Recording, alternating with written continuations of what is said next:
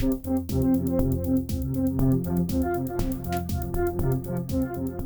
everyone, it's Elizabeth from Elpis Astrology at elpisastrology.com. So I've got a couple events coming up for folks that are in the San Diego area or folks that want to travel in to see me. On the 9th of August, I will be participating in the San Diego Astrological Society bazaar that they have. And it's really a volunteer event where people can come in and get either tarot readings or astrology readings or combinations of things in that area, the metaphysical area, on that day. I'll put all the details below in the text box here for you as a reminder. But if you did want to come out and meet me, feel free to do that. I'm also going to do another event on the 13th of September. Again, I'm going to put the details here. Again, at the San Diego Astrological Society, where I will be giving a lecture and talk on Mercury, Venus, and Mars retrogrades and what they mean and how you can look at them from your standpoint as well in your chart. I will be recording that as a video, and I'll post that on my site at some point in September too. But feel free to come and support the San Diego Astrological Society and say hi to me too. I look forward to that. So thanks for joining me today. This is my video. It's going to be a shorter than usual video, but this is for the astrology. And then subsequently I'll do your horoscopes for your sun signs and or ascendants. But this is for August 2024. And I'm just going to cut straight to the chase. This is the first time that I'm not going to be doing the moons in chronological order because the most important moon of the month is going to be the full moon in Aquarius. So I'm going to talk about that first, then we'll dive into the new moon that starts at the beginning of the month. I'll give you a peek for September, and then towards the end of this video, I will give you your own personalized, from a general standpoint, your sun sign and or your ascendant. You can certainly look at both. So let's go into it. So here we have this full moon in Aquarius. It will be at 27 Aquarius, 15 minutes on the 19th of August at 11:26 a.m. Pacific Daylight Time. Now, we are going to have a Mercury retrograde still occurring around this time. In the USA, as of right now, the Democratic National Convention is slated to start on the 19th of August in Chicago. And so I would say there's going to be some big surprises going on here for sure, because we have actually two T-squares going on, which means that there's a number of squares themselves, right, that'll be affecting this day. And typically I've found, or historically with either clients or just, in the mundane universe or world, a lot of times these things that are going to happen that are, say, explosive or unexpected out of the blue can happen before the full moon itself. Yeah, and I'm thinking that that may happen, whatever is going to come out of this may first start showing itself around the 14th or 15th of August. I'll touch on that in a minute. Let's get back to this full moon. And so at this full moon, we have the moon in Aquarius, and then of course, as with all full moons, we have the sun in the opposite sign, and that's of course 27 degrees of Leo. So both the moon and the sun form a square with Uranus, almost exact in Taurus. We have the sun also conjunct a Mercury retrograde. And so then we know that if the sun conjuncts this Mercury retrograde, it is going to be opposite the actual full moon itself in Aquarius, right? The other things that we have going on are Mars is going to be conjunct Jupiter, and they're both in Gemini. Just straight off to have that. It is part of a grander T-square, but just the Mars conjunct Jupiter is, like, I would say, off the charts. Messaging, talking, arguing, and it could be quite loud. Jupiter expands everything it touches. Mars likes to put in action and movement forward. These both are being conjunct in Gemini, which really speaks to any kind of communications of any sort. Could also apply to writing. And it can also apply to thinking too, where people, their heads are going to be, really active and wanting to put action into their words. So there's a lot of this that's going to be going on as well. We also have this Mars conjunct Jupiter squaring off Venus in Virgo. So what this also says to me, not only is there going to be a lot of, spontaneous is the best word I can come up with, discussions and arguments, but you're also going to have it not jibing with information, important information that comes out at this time that, you're being asked to look at. And this could just apply across the board in anything. Now, Venus can represent females too, so it could be that there will be some important female here that has some difficult but true and significant and important information for us to look at, right? Because that Venus is in Virgo, and Virgo represents facts and information, very much like the sign of Gemini and Mercury, which rules both those signs. But Virgo is more intent upon getting the accurate information, the important information. Gemini says, just give me information, right? Now, at its best, this can bring in or usher in, you say on an individual level, a lot of socializing and a lot of communicating, right? It can bring that in too. But it seems to me, on a global level, that there's going to be some hard facts and information brought to light that people aren't going to like, and they're going to push back on this day. And we also have that Mars conjunct Jupiter squaring Saturn. And as I mentioned, these combinations of planets forms what's called a T-square, which brings even more tension to the squares themselves, right? And so now we're looking at this volatile energy of Mars conjunct Jupiter squaring Saturn.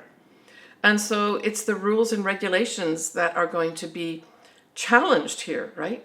And this could actually be a challenge to those people that are in authority as well. My opinion of this whole full moon. It's going to be very volatile, a lot of unexpected things happening. It doesn't mean that you're going to go hide away from it this day. I think a lot of these things are going to be playing out on a global level, not necessarily with us in terms of a personal, individual thing happening. But certainly if you've got something, say, around 27 degrees of Aquarius and or 27 degrees of Leo, you could expect some kind of unexpected shift and change for yourself, right? And maybe that's going to be positive for some folks. All right, let's dial back now to the new moon in Leo. So to all my viewers and my clients that are Leos, this is your official new moon, the new start to the year. Congratulations and Happy New Year to you. So that new moon in Leo is at 12 Leo 34 minutes on the 4th of August at 4:14 a.m. and that's Pacific Daylight Time. So that would be early morning on the East Coast. We have the sun and moon, which are together. We'll have a wide sextile to Jupiter, which is going to be at 15 degrees of Gemini. And so this lends itself to lovely opportunities to expand the way we think, expand maybe something to do with our communications. Just new starts, generally speaking, right? So also at that new moon, we are going to have Venus at 29 degrees of Leo will be widely squaring Uranus. And so when we look at that 29 degree mark or degree point, it really brings a lot of the energies of the sign together at that time. And so here we're talking about what? Anything Venus. This could be literally women. Women, rising up.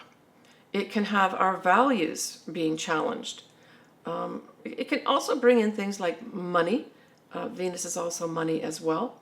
And so all these could be up for some kind of tension and challenge at this time, unexpectedly, with the Uranus square to it, right? Now, the other thing that's going to be happening, of course, is the same day that we have this new moon, we have Mercury going retrograde.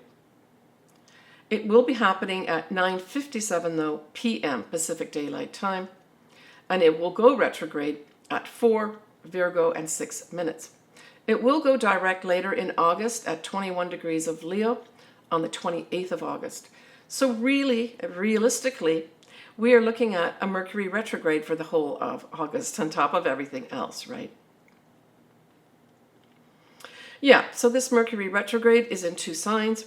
We start off with it in Virgo, and as I mentioned earlier, Virgo is all about service. It is about collecting information that's important. It can also have something to do with health as well. So it starts off with that. And then it goes retrograde back into Leo, going direct at 21 degrees of Leo on the 28th of August. So these are different energies now that the Mercury going direct will be at. So here we're talking about, at its best, the ability to start having fun. I mean, for sure, Leo is very much a sign that likes to have fun. It speaks to things like royalty. So there may be some big announcement that comes through royalty. I know I mentioned this last month too, but this could be the time where there's some announcements here about this.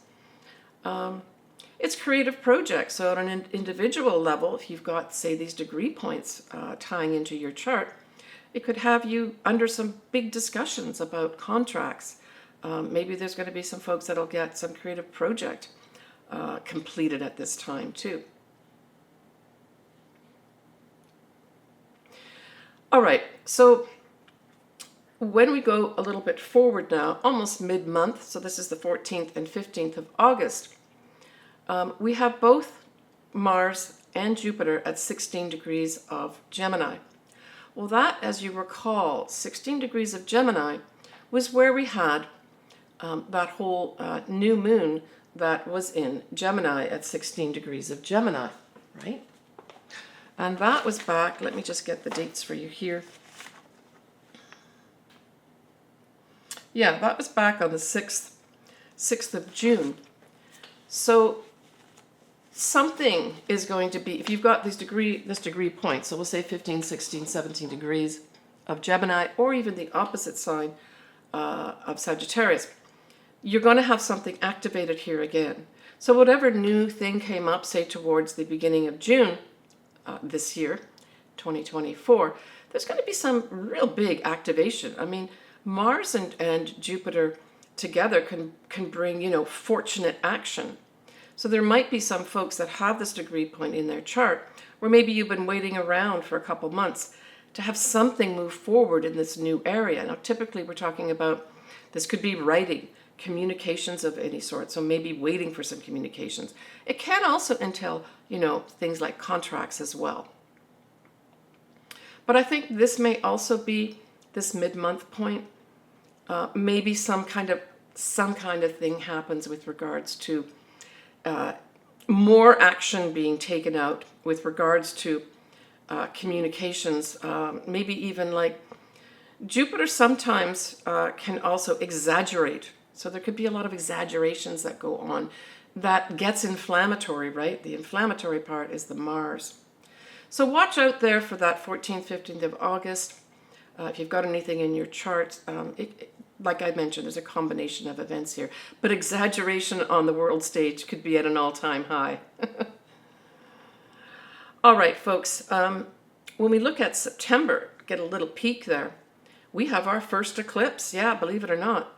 That first eclipse is going to be at 25 degrees of Pisces. Now, I did do an actual video on this. I'm going to put all the links below. But it also suggests potential themes or subjects of interest that may really start coming into view once we have those north nodes go into Pisces, which is going to be mid-January 2025. I've done a video on that too. North nodes in Pisces, link below. You might want to take a look at it.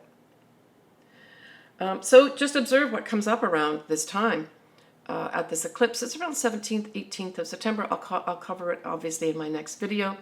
We also have a new moon that's going to be at 11 degrees of Virgo. Pluto at this time goes to 29 degrees of Capricorn. And that was going to last till mid-November 2024. Pluto staying at that 29 degrees of Capricorn. And it'll be for the final time, it'll be at that degree point for our lifetime, right? Because Pluto is a very long cycle of about 250 years. All right, let's move on and take a look at your ascendants and or your sun signs. I suggest you look at both, but whatever resonates with you works for me. So Scorpio, that new moon in Leo squares your sign, but also the full moon squares your sign too. So, squares just bring in some challenges. It doesn't mean you can't overcome things. It doesn't mean the whole month of August is going to be negative for you. It might be just that, kind of like playing a chess game. Maybe initially there's something that doesn't look good to you, but you move a piece. And by moving that piece, you gain the advantage. That's how I see this August for you, by the way. Now, the areas of life we're talking about, these squares are in with both moons. The first month, the new moon in Leo, is going to be squaring your 10th house. The full moon in Aquarius will be squaring your 4th house. So there's going to be some Scorpios that have some challenges in their career, reputation, social standing with that new moon. So it's like you're starting this new start, and maybe you're going to be kind of featured in some way, almost like maybe a little bit of a celebrity type thing where everyone gets to see you. But it's a challenge for you because you're not one of these people who likes to be in front of the limelight, in front of the cameras. And you're finding it a challenge, and you're having to work on that. And I would just say, if that is the case for some Scorpios, seek out someone who's an expert in that area that can help you, right? Yeah, I'm seeing as a general thing with that square for some Scorpios is difficulty getting on the stage and being seen by other people. Now, that could be just metaphorical, right? It'll be individual for each of you Scorpios. It could also be this new start that you have is in this big creative project, and you're realizing you need some more skills here, that you're lacking in some skills to be successful in that new start. And again, we're talking about your career here, right? Now, there is a Mercury retrograde that same day. So certainly, let's say there is a Scorpio that's starting a new job here. Do a double or triple check of anything to do with contracts, any agreements that you put in place. Completely understand what the job entails of you and what you can give in return. And see if there's any, holes that are there or skill sets that you may not have that you need to also get, right? And this may be easily done. Just put some effort into it. Squares just say you got to put some effort into it. That's it. It doesn't mean things aren't going to play out for you, right? But if there are some kind of miscommunications happening, or you're still working out the details of a contract, I would really look towards, at the very least, the 28th of August to get everything cleared up. So don't get frustrated, Scorpio. Just do your part of it. Follow up with the details. Get them sorted out, and look to the end of August as things getting sorted out. Now, that full moon in Aquarius, as I said, it affects your 4th house. So now we're talking about your family, in particular your mother, right?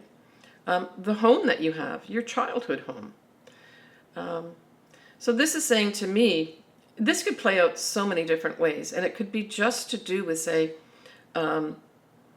some kind of unexpected thing happening with regards to your family where you have to step in and handle it. And it could be something like maybe your mother has to either come and live with you because of some unexpected thing happening, or you have to put her in, say, an assisted living situation. And the onus is on you to take care of the details and get that done.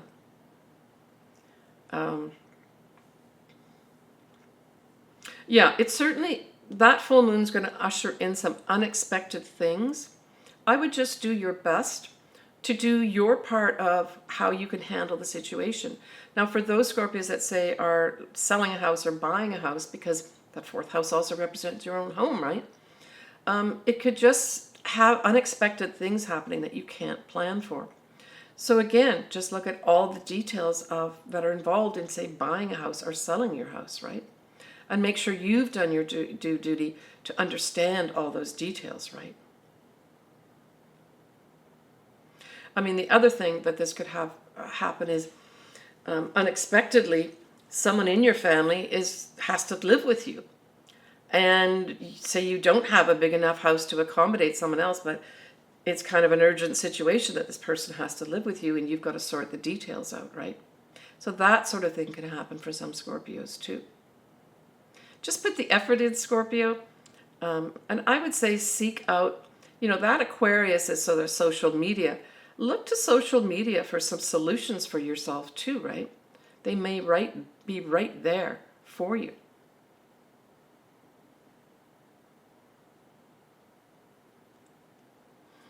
Take care, Scorpio. All right, everybody. I'm wishing everybody a great time here in August. There's a lot of energy flying around. I only ask that you take care with driving with that Mercury retrograde, care with your words.